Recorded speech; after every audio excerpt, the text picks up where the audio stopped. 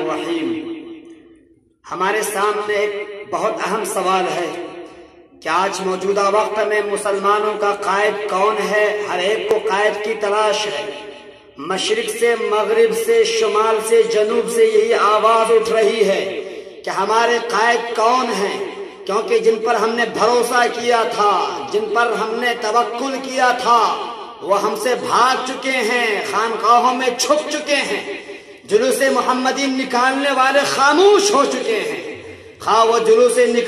جلوس صحابہ کے نام پر سرزمین لکھنؤ سے جلوس نکل رہا ہو یا سرزمین کانپور سے نکل رہا ہو، سب خاموش ہیں۔ اس وقت جامعہ ملیہ کے طلبہ پٹ رہے ہیں، مار کھا رہے ہیں، گولیاں برس رہی ہیں، شہید ہو رہے ہیں۔ کہاں ہیں ہمارے صاحب، ہمارے وہ قائدین جو چیخا کرتے تھے، چلایا کرتے تھے، پیسے مانگا کرتے تھے؟ آج ضرورت تھی کہ ان کے زخموں پر مرہم لگایا جاتا، کہا جاتا، سمجھایا جاتا، حکومت کی آنکھوں میں آنکھیں ڈال کر مقابلہ کیا جاتا۔ لیکن ایسے موقع پر صرف ایک آواز اٹھتی ہے، سرزمین حیدرآباد سے، سرزمین دکن سے، وہ بیرسٹر شیر ببر اسد الدین اویسی کی آواز ہے۔ یہی آواز سانسد میں بھی اٹھتی ہے، سب خاموش ہو جاتے ہیں، امت شاہ بھی گھبرا جاتے ہیں،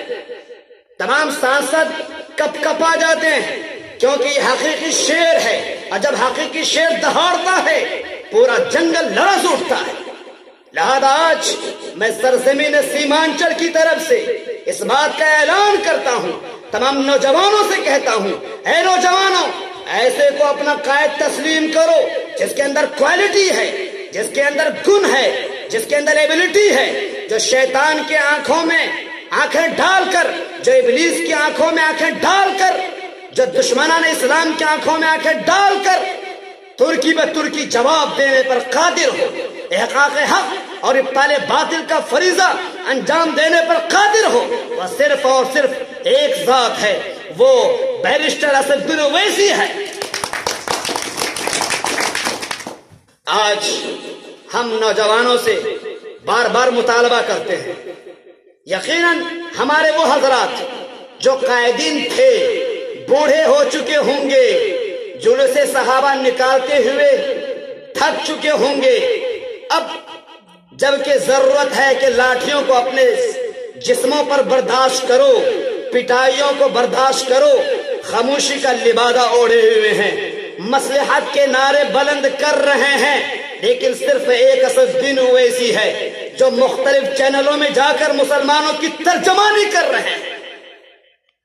ہندوؤں کی ترجمانی کر رہے ہیں،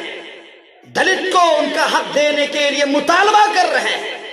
حکومت سے مطالبہ کر رہے ہیں، صدر جمہوریہ سے مطالبہ کر رہے ہیں، کیونکہ یہ کھیب اور یہ NRC بل ایسے بل ہیں جس میں کہ سب نپے جائیں گے، سب نکالے جائیں گے، اور جہاں تک ہمارے ان قائدین کا تعلق ہے، ان کے پاس تمام کاغذات شاید کہ ہوں، ان کی اولاد بچ جائیں گی، ان کی نسلیں بچ جائیں گی، مسئلہ ہم لوگوں کا ہے، ہم بیچاروں اور فقیروں کا ہے جو کہ سیمانچل کے علاقوں میں بس رہے ہوتے ہیں، جنہیں معلوم بھی نہیں ہماری ماں اور بہنوں کا مسئلہ ہے۔ ہمارے ماں اور بہنوں کی عزتوں کو بچانے والے صرف اور صرف ایک اسد الدین اویسی ہیں۔ لہذا ہم سب کے سب نوجوانوں سے بار بار مطالبہ کرتے ہیں، ایسے قائد کو تسلیم کرو جو للکار مارتا ہے، جو چنگھاڑتا ہے، جو چیختا ہے، ہر ایک گھبراتا ہے، جن کے چاروں طرف دشمنان نے احاطہ کر رکھا ہے۔ ہم ان کے لیے دعا کریں گے، ان کے لیے ہاتھوں کو اٹھائیں گے، پروردگار سے کہیں گے کہ پروردگار اگر تو نے سرزمین ترکی میں رجب طیب اردگان کی حفاظت کی ہے، اسی طریقے سے ہمارے شیر ببر اسد الدین اویسی کی حفاظت فرما۔ اے اسد الدین اویسی، میں تجھے سلام پیش کرتا ہوں۔ جب طلاق ثلاثہ کا مسئلہ تھا تو نے ہی دہاڑا تھا، جب بابری مسجد کا مسئلہ تھا تو نے ہی کہا تھا ہمیں بھیگ نہیں چاہیے، اور آج جب کہ مسئلہ CAB کا ہے، جب مسئلہ NRC کا مسئلہ ہے، تو نے ہی بل کو پھاڑ کر کے ہم مسلمانوں کی عزتوں کی لاز رکھی ہے۔ ہماری ماں بہنیں تیرے لیے دعا کریں گی، پروردگار سے ہماری ماں اور بہنیں تیری عمروں کی درازی کی دعا کریں گی کہ پروردگار تجھے عمر خضر عطا فرمائے۔ دادے نوجوانوں، ہم آپ سے میں مطالبہ کرتے ہیں، آپ بھی آگے بڑھو، اسد اویسی کے دامن کو تھامو اور اتحاد المسلمین کے پیغام کو عام کرو۔ ہم اور آپ اسد اویسی کے ساتھ ہیں۔ جزاکم اللہ احسن الجزا۔